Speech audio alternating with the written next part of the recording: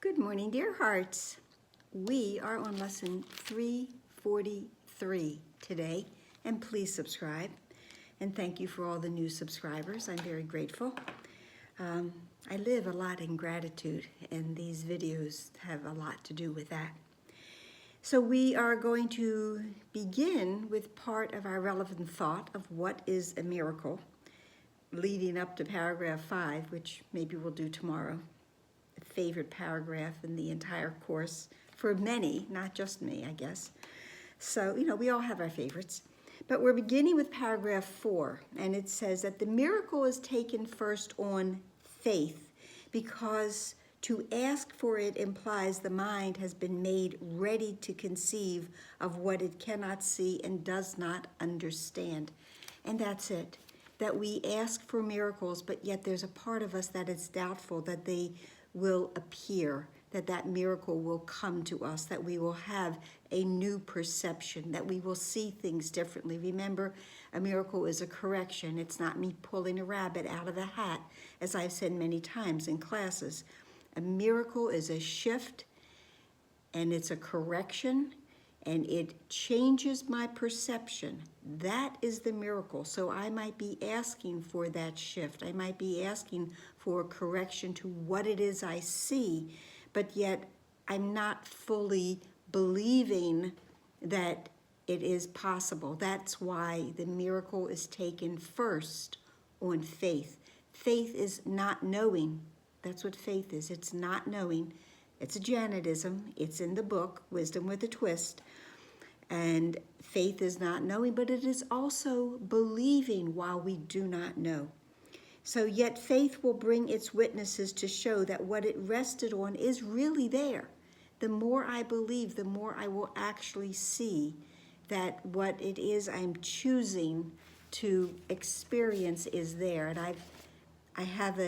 it's a story too long to tell here, but one that I have told many times in my classes about me building faith and trust in a situation when I was a young, well, maybe not so young, but I was a single mother, and I was concerned about if there would be enough, and there always was. So that experience built my faith in seeing and believing what I could not initially see or believe, but I learned to trust. Yet faith will bring its witnesses to show that what it rested on is really there, and thus the miracle will justify your faith in it and show it rested on a world more real than what you saw, a world redeemed from what you thought was there, which is exactly what happened to me. I think that's why I'm so passionate about the courses, because so much of it has appeared in my life and has shifted me and my experience here. So today's lesson, to delay no longer, today's lesson is, I am not asked to make a sacrifice to find the mercy and the peace of God. And we know how much I love the peace of God. My one goal here, everything I want, everything I need, everything.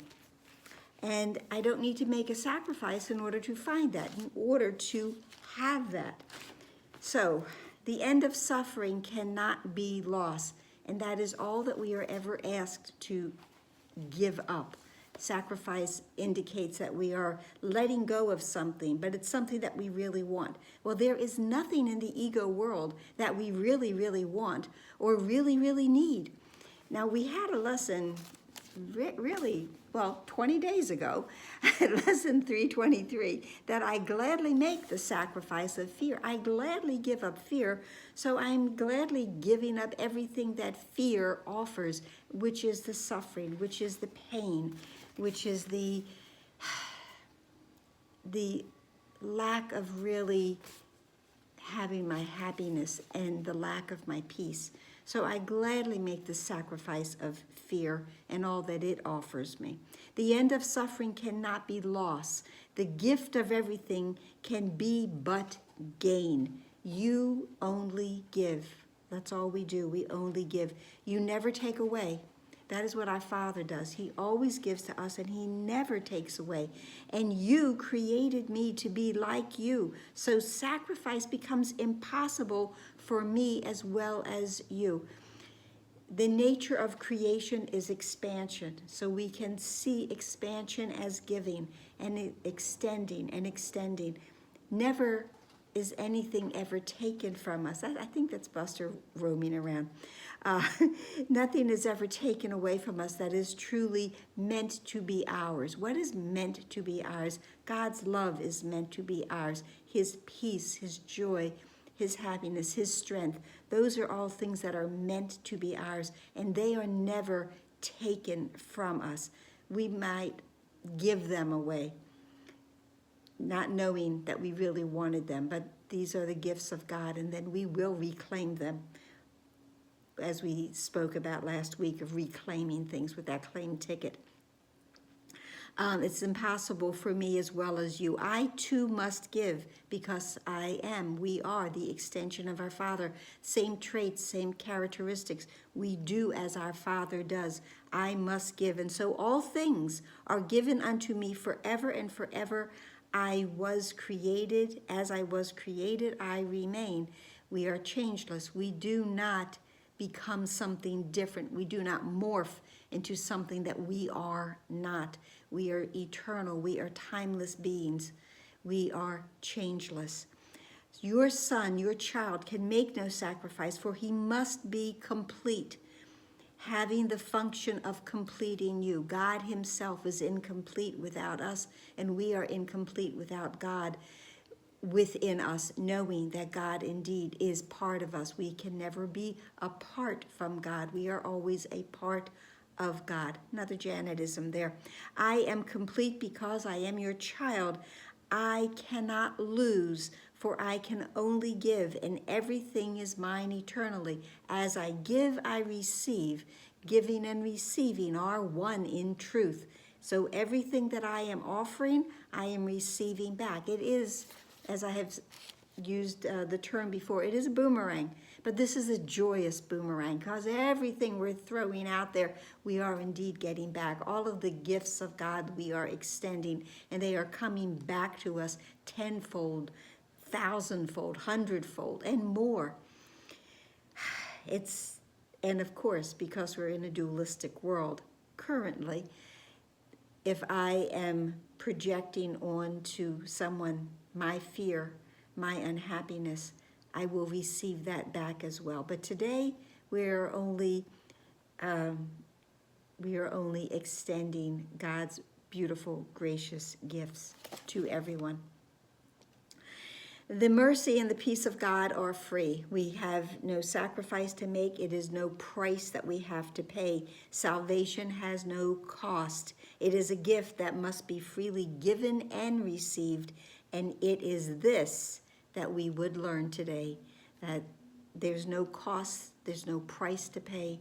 We simply give and we receive, and we are giving and expanding all of the gifts of God that have been given us.